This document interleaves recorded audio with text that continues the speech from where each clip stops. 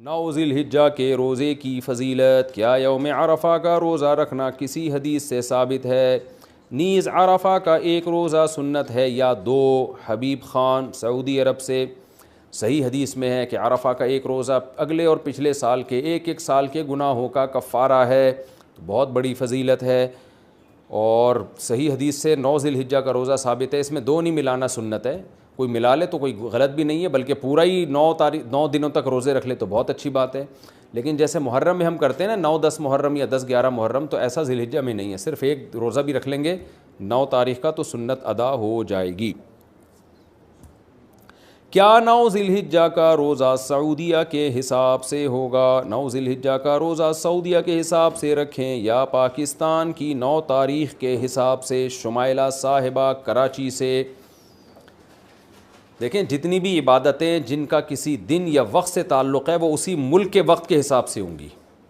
ہماری عید الفطر ہمارے چاند کے حساب سے، ہماری عصر کی نماز یہاں جب عصر کا وقت داخل ہوگا، ہمارے ایام نہر جب یہاں 10 ذی الحجہ ہوگی، تو یہ کیسے ممکن ہے کہ ہمارا عرفہ ان کے حساب سے ہو؟ تو ہمارا عرفہ جو ہمارے یوم عرفہ کے حساب سے ہوگا 9 تاریخ کو۔ تو اب جن ملکوں میں 12 گھنٹے کا فرق ہے تو وہاں تو عرفہ کا دن ہی داخل نہیں ہوگا، حالانکہ سعودی عرب میں عرفہ کا دن شروع ہو چکا ہوگا، وہاں تو رات ہوگی۔ تو اس لیے جو 9 تاریخ کی فضیلت ہے نا وہ اس ملک کے حساب سے جب 9 ذی الحجہ ہوگی، تو اس لیے کیونکہ جتنی بھی عبادتیں ہیں نا جن کا کوئی وقت کے ساتھ تعلق ہے تو وقت ان کے لیے ظرف یا معیار ہوتا ہے، یہ فقہ کی اصطلاح ہے۔ تو ظرف یا معیار یعنی سبب ہوتا ہے ان کے لیے، تو جب وہ سبب پایا جائے گا تو عبادت متوجہ ہوگی۔ تو سبب جس ملک میں جو تاریخ ہے وہی اس کا سبب ہے۔ جیسے فجر کا وقت جب یہاں داخل ہوگا تو یہاں فجر کا ہوگا، سعودیہ کے حساب سے ہم نہیں چلیں گے، ظہر یہاں کے حساب سے، عصر یہاں کے حساب سے، تو عیدین یہاں کے حساب سے، رمضان یہاں کے حساب سے، تو عرفہ بھی یہیں کے حساب سے، لیلۃ القدر بھی یہیں کے حساب سے ہوگی، ہر چیز یہیں کے حساب سے ہوگی۔ پھر ذی الحجہ کے 10 دن میں داڑھی یا سر کے بال ٹوٹنا۔ ذی الحجہ کے پہلے عشرے میں بال اور ناخن کاٹنا منع ہے، اگر داڑھی یا سر پر کنگھی کرتے ہوئے بال ٹوٹ جائیں تو کیا حکم ہے؟ فقیہ فاروقی دہلی انڈیا سے۔ دیکھیں منع یہ جو نبی نے فرمایا نا کہ جس نے قربانی کرنی ہے وہ قربانی ہونے تک اپنے بال اور ناخن نہ کاٹے، یہ افضل عمل ہے، واجب نہیں ہے۔ جمہور کا یہی مسلک ہے کہ یہ سنت ہے، لازم نہیں ہے، مستحب ہے۔ تو اس لیے اگر کسی نے بال اور ناخن کاٹ بھی لیے تو بھی کوئی گناہ نہیں ہے، لیکن بہتر یہی ہے کہ سنت پر عمل کریں، آپ بال اور ناخن نہ کاٹیں۔ تو اگر کنگھا کرتے ہوئے ایک آدھ بال گر جائیں تو اس سے کوئی فرق نہیں پڑتا، تو ویسے بھی میں نے بتایا نا واجب نہیں ہے۔ اب 10 دن تک کنگھا ہی نہ کریں گے اس میں تو جن بھوت بن جائیں گے آپ، تو کنگھا کر لیں لیکن جان بوجھ کر بال اور ناخن نہ توڑیں آپ،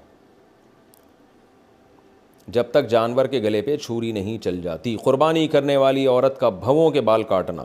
پہلے عشرے میں جب ناخن اور بال کاٹنا منع ہے تو کیا عورت بھووں کے زائد بال کاٹ سکتی ہے جب کہ وہ برے معلوم ہو رہے ہوں؟ لبنہ شاہ۔ دیکھیں نبی صلی اللہ علیہ وسلم نے اس عورت پہ لعنت فرمائی ہے جو اپنی آئی بروز بناتی ہے، بھووں کے بال کاٹتی ہے، جیسے کہ آج کل فیشن ہے عورتوں میں، تو یہ عمل تو ویسے ہی ناجائز ہے۔ البتہ کسی عورت کے بال ایک عام معمول سے ہٹے ہوئے ہوں، بہت ہی بھدے لگ رہے ہوں، کوئی ایک بالکل فطرت سے ہٹ کر ہوں، تو ایسی کنڈیشن میں اگر بہت ہی زیادہ برے ہوں تو پھر اتنا کہ وہ نارمل حالت میں آ جائیں، بعض فقہا نے اس کی گنجائش دی ہے۔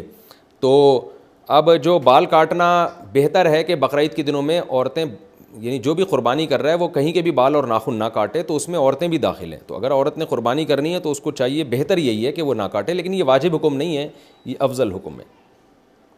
ذی الحجہ کے 10 دنوں میں بالوں پر کلر کرنا۔ قربانی سے پہلے جس طرح ناخن اور بال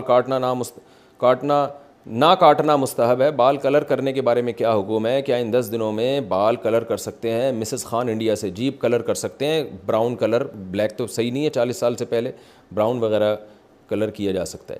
عمر رسیدہ جانور کی قربانی۔ عمر رسیدہ جانور کی قربانی کا کیا حکم ہے؟ نذیر ہمدر سے۔ جائز ہے، اگر اتنا ہی بڈھا ہو گیا کہ بیچارے سے چلا ہی نہیں جا رہا، کھایا نہیں جا رہا، تو پھر تو جائز نہیں ہے، لیکن نارمل جو بوڑھے جانور ہوتے ہیں 8 دانت کے، ان کی قربانی بھی جائز ہے۔ چھوٹے دانت والے جانور کی قربانی۔ قربانی کے جانور کے دانت چھوٹے نظر آ رہے ہوں لیکن پکے ہوں تو ایسے جانور کی قربانی ہو جائے گی۔ محمد صادق بھائی دانتوں کا اعتبار نہیں ہے، عمر کا اعتبار ہے۔ بکری وغیرہ اگر وہ پچھلی بقرعید سے پہلے پیدا ہو چکے تھے تو اس بقرعید میں اس کی قربانی جائز ہے، چاہے دانت نکلے ہو یا نہ نکلے ہوں۔ اور اسی طرح گائے بھینس، بیل، یہ سب چیزیں اگر پچھلے سال بقرعید سے پہلے پچھلے سے پچھلے سال یعنی 2 سال کے ہو چکے ہوں تو ان کی قربانی بھی جائز ہے. تو یہ ماہرین بتائیں گے، دانت دیکھ کے وہ بتا دیتے ہیں کہ یہ 2 سال کا ہے یا نہیں ہے. تو اگر کوئی ماہر بتا دے کہ بھئی 2 سال کا ہو چکا ہے تو آپ قربانی کر لیں، اگر کوئی ماہر کہے کہ یہ 2 سال کا نہیں ہے تو پھر نہ کریں. بقرعید کی رات کیا عبادت کی فضیلت ہے؟ کیا ذی الحجہ کی رات کی عبادت کی فضیلت ثابت ہے؟ تنویر خان. بہت سے علماء عیدین کی راتوں کی عبادت کے فضیلت کے قائل ہیں. امام غزالی رحمہ اللہ تعالیٰ نے اس پہ بہت ترغیب دی ہے اور بہت ساری احادیث لے کر آئے ہیں، لیکن جتنی بھی اس بارے میں احادیث ہیں وہ سند کے لحاظ سے بہت سے تو موضوع من گھڑت ہیں اور بہت سی انتہائی ضعیف ہیں. تو اس لیے علماء کی اس بارے میں 2 رائے ہیں. بعض کہتے ہیں کہ اتنی ضعیف روایتیں جب کثرت سے جمع ہو جائیں تو فضائل میں ان کو قبول کیا جاتا ہے، لیکن بعض علماء کہتے ہیں کہ یہ چونکہ وہ شریعت کے مزاج کے خلاف ہے. جیسے رمضان میں رمضان کی راتیں دن کے تابع ہیں، تو دن میں روزہ ہے تو رات میں عبادت ہے، تو عید کی رات بھی عید کے دن کے تابع ہوگی نا. تو جب رمضان کے چاند نظر یعنی عید کا چاند نظر آ گیا تو رمضان من کل الوجوہ ختم ہو گیا اپنے تمام لوازمات کے ساتھ، تو جو راتوں کی عبادت کی فضیلت تھی وہ بھی ختم ہو گئی. بہت سے یعنی جو علماء عید کی رات کی عبادت کی فضیلت کے قائل نہیں ان کی دلیل میں دے رہا ہوں، کیونکہ میرا رجحان بھی اسی طرف ہے. اور اس بارے میں حضرت مفتی رشید احمد صاحب کا اصل فتاوی میں ایک تحقیق بھی ہے، وہ بھی پڑھ لی جائے.